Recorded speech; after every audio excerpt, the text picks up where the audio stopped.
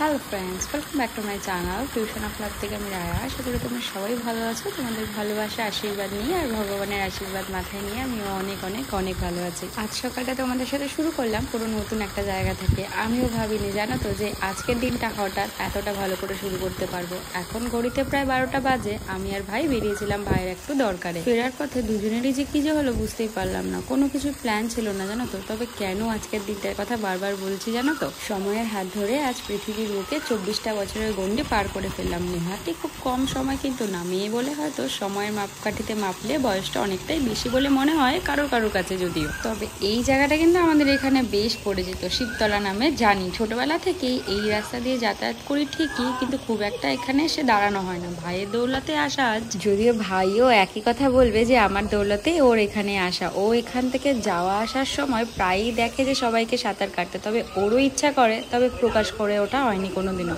আজ বাড়ি যাওয়ার পথে ওর বাহারি ইচ্ছা হলো, তবে পুকুরে সাঁতার কাটা ওর খুব একটা হয়ে ওঠেনি কখনোই। সুযোগ পেলে কেউ গিয়ে হাতছাড়া করে, আমিও আর কেন যেন না করতে পারলাম না। যদিও ওর সাঁতারের অভ্যাসটা আছে তাই আমি একটু নিশ্চিন্ত। তবে পাম দিয়ে কত সুন্দর জলের ব্যবস্থা করেছে দেখো। প্রচুর মানুষ আসে এখানে রোজ সাঁতার কাটে। তবে এই জায়গাটা আগে এতটা ভালো ছিল না। এখানে মন্দির আর নর্মাল পুকুরটা ছিল, এখন এত ভালো করে পুকুরটাকে বাঁধিয়ে দিয়েছে। আর এখানে শুধু আগে ভাসান হতো, তবে এখন কি অপূর্ব করে দিয়েছে না জায়গাটা। চারিদিকে সুন্দর করে বাঁধিয়ে বসার জায়গা করে দিয়েছে। আর কি বলবো তোমাদের, এত সুন্দর হাওয়া দিচ্ছে না, মনে হচ্ছে যেন ঘুমিয়ে যায় এখানে। গ্রীষ্মের দুপুরে ক্লান্ত হয়ে যাওয়া মানুষের বিশ্রামের সেরা ঠিকানা বলতে পারো। চলো এখানে দাঁড়িয়ে না থেকে মন্দিরটা ঘুরে নিয়ে আসি তোমাদের। আর আমার চরম সৌভাগ্য যে আজকের দিনে এই মহারানীর সাথে সাক্ষাৎ হলো। মন্দিরের গেট বন্ধ, তাই বাইরে থেকে যতটা পারবো ঘুরিয়ে দেখিয়ে দেবো। তবে এখন মন্দিরটা অনেক বেশি সুন্দর করে ফেলেছে। আর তোমাদের সাথে গল্প করতে করতে একটা কথা মনে পড়ে গেল। মা আমাকে অনেকদিন আগেই বলেছিল যে আজকের দিনটাতে গিয়ে কোনো মায়ের মন্দিরে পুজো দিয়ে আসতে, কিন্তু আমি বলেছিলাম যে না, অন্য দিন যাবো, আজকের দিনেই যেতে হবে এমন কোনো কারণ নেই, মন করছে না। কিন্তু মা চাইলে যে আসতেই হবে তার কাছে। মনের মালিক তো আর আমি নিজে নই, আমরা শুধু ওনার ইনস্ট্রাকশন পালন করা দাসী বলতে পারো। বাকিটা উনি নিজেই করিয়ে নেন আমাদের দিয়ে। তাই দেখো না, আজকে অজান্তেই ঠিক এসে দাঁড় করিয়ে দিল ওনার সামনে। এই দেখো, এনার আবার বাবার বাড়ি যাচ্ছে দল বেঁধে একসাথে। আগে জানো তো এই চাতালটাতে গরমের মধ্যে দেখতাম সবাই এসে বসে থাকতো, কিন্তু এখন আবার দেখছি মন্দিরের চাতালে কাউকে ঢুকতে দেয় না। মন্দিরের গেটটা বন্ধই করে দেয়, যেহেতু বাইরে ভালো করে বাঁধিয়ে দিয়েছে। আর এই যে দেখছো বট গাছটা, এটা কিন্তু বহু পুরনো। চারিদিকে কেমন ছাতার মতো আগলে রেখেছে সূর্য মামার কাছ থেকে সবটাকে। চারিদিকটা এত অপূর্ব মনোরম লাগছে, না এলে বিশ্বাসই করতে পারতাম না। মনে হচ্ছে মা মনে হয় নিজে দাঁড়িয়ে থেকে সমস্ত জায়গাটাকে পুরো শান্ত করে রেখেছে, যেন প্রচুর মানুষ এসে তার আশ্রয় নিতে পারে। তার উপর আবার চারিদিকটা সবুজের ছড়াছড়ি। ওফ, কি যে অপূর্ব লাগছে, কি তোমাদের বলবো।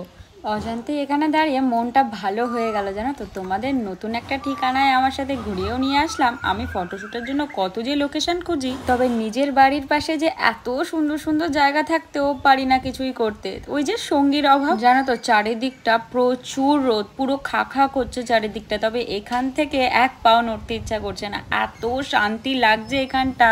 এত শান্ত, স্নিগ্ধ, মধুর, মন ভালো করা হাওয়াটা, মানে এখান থেকে যাওয়ার কথা ভাবতেই কেমন একটা লাগছে। কিন্তু কি করা যাবে, বাড়ি তো যেতেই হবে। তবে চলো ওইদিকে যাই। ভাইটা কি করছে অনেকক্ষণ ধরে ওর দেখা পাচ্ছি না। এই দেখো এখানে পুচকু পুচকু বাচ্চাগুলোর সাহস দেখো। ওরা নাকি এখান থেকে দৌড়ে হাওয়ায় ভেসে ভেসে জলের মধ্যে এরকম করে লাফ দিচ্ছে। চিন্তা করো ওদের শুধু কোনোভাবে যদি পড়ে যায়, হাত পা ভেঙে কি যে অবস্থা হবে বলো তো। তুই ওরম করে একটা ইচ্ছা হচ্ছে, পাটাকে একটু জোরে স্ট্রেচ করে মারবি তাহলেই হবে। যা। হ্যাঁ আমি না একবার ভাবছিলাম ওটাই সুব্রত, তারপর আবার একটু ডাউট লাগলো যে ওই কি সেটা।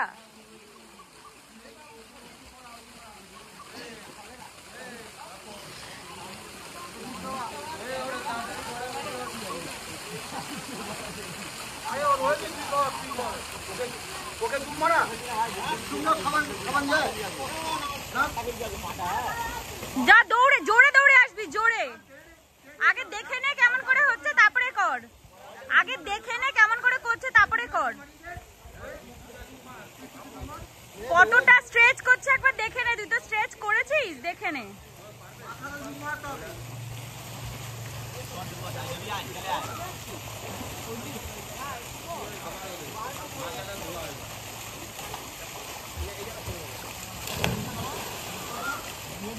দেখেছিস? দেখে নিয়েছিস তো? বড় প্যান্ট পরে আছিস না, ওটাই ভয় লাগছে আমার।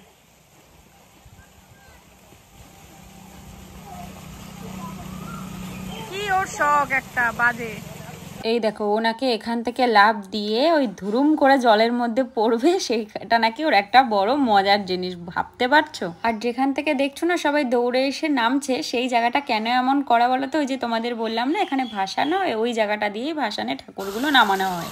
অসময়ে এরা এরকম করে জায়গাটাকে ব্যবহার করে। দেখো কত জোরে লাফ দিয়েছে, মানে হাওয়ায় ভেসে ভেসে উপরে লাফ দিচ্ছে। আর এতটা দূরে লাফ দেওয়ার কারণটা হচ্ছে সামনে নাকি একটা কাঠামো মতো করা আছে, পড়ে গেলে লাগতে পারে, তাই জন্য নাকি ওরা এত দূরে গিয়ে লাফ দেয়। চিন্তা করতে পারো ওদের যুক্তি।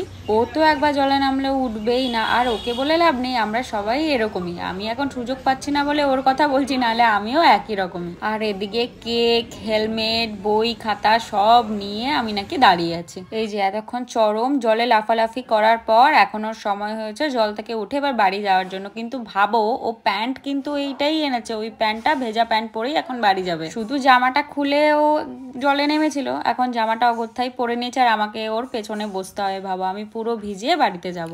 অনেক দিনের ওর ইচ্ছা ছিল শান্তি মতো পুকুরের জলেও সাঁতার কেটে এখন মনের শান্তিতেও বাড়ি যাবে। দেখো না কোনো কথা নেই, কারণ শান্তি মতো ওকে জলে নামতে দিয়েছি। যে এখন প্রায় অলমোস্ট 1টা মতন বাজে, আমি সেই 12টা নাগাদ এখানে এসেছি। তাহলে বুঝতে পারছো যে ও কতক্ষণ জলের মধ্যে ছিল।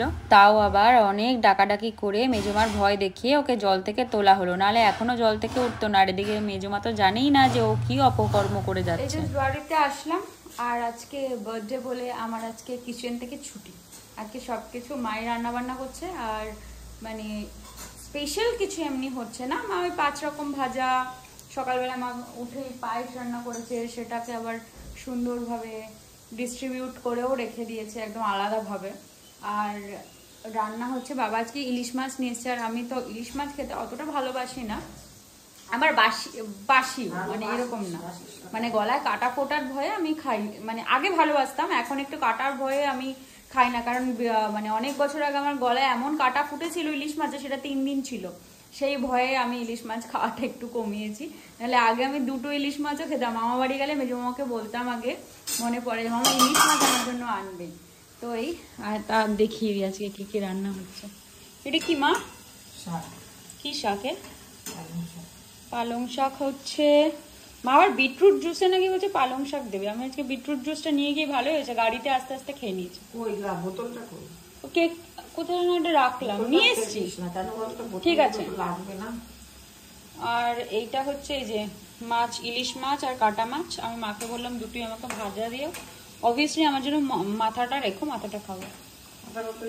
এই যে আজকে মা রান্না বান্না করছে সব। আজকে মাই তার মেয়েকে রান্না করে খাওয়াবে, সেই হচ্ছে কথা। কারণ আগের বছর তো আমি ওখানে সেলিব্রেট করেছিলাম জানো তো, বাবার মামা আমাকে ফোন করেও বললো যে তুই এখানে সেলিব্রেট করি। কিন্তু এই বছর একটা স্পেশাল কারণের জন্য এখানেই থাকছি। মা বললো এবছরটা এখানেই থাক, তাই জন্য স্পেশাল কারণটা তোমরা পরে জানতেই পারবে। এই যে রান্না করছে মা, হচ্ছে 5 রকম ভাজা, উচ্ছে ভাজা, আলু ভাজা। এই গোল গোল করে আলু ভাজাটা আমি খেতে খুব ভালোবাসি। আর উচ্ছে তো আমার সবসময়ের জন্যই ফেভারেট, বেগুনও ফেভারেট। তবে বেগুন ভাজাটা আমি শুধু খেতে বেশি ভালোবাসি, মানে শুধু বেগুন ভাজা দিয়ে ভাত। পটল ভাজা, কুমড়ো ভাজা, তার মধ্যে একটাও আমি খাই না। যাই হোক 5 রকম ভাজা দিতে হয়, তাই রান্না হচ্ছে।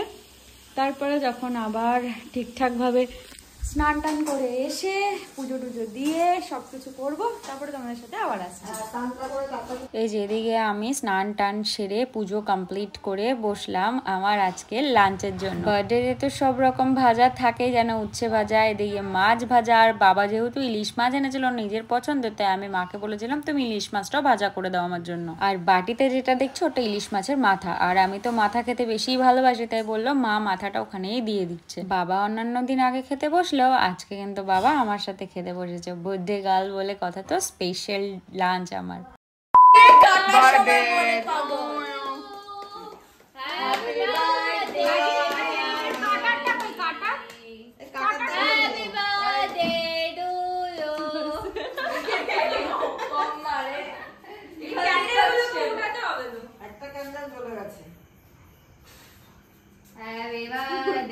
আরে ওটাকে বড়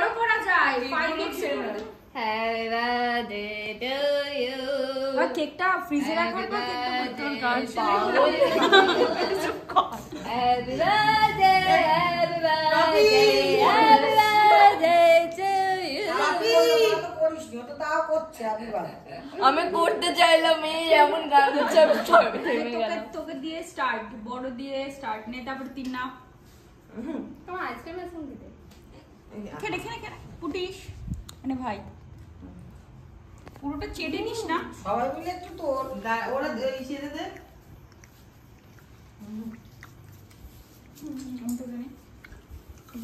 ভালো হলো।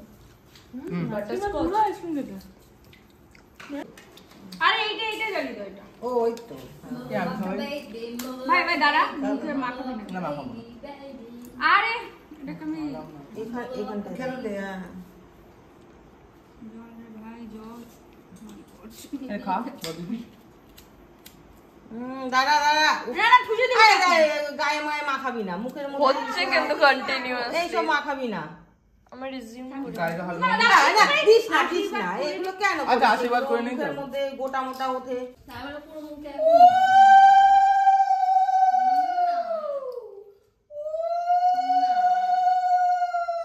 একজনই জোকার দিতে পারে না।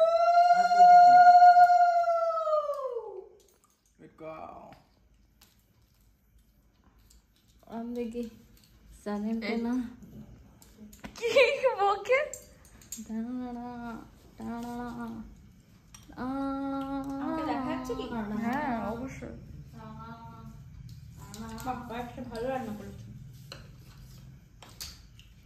এই একটা লাল একটা সাদা মিষ্টি লাল খায় না বলে লাল দিবি। মধ্যে রক্ত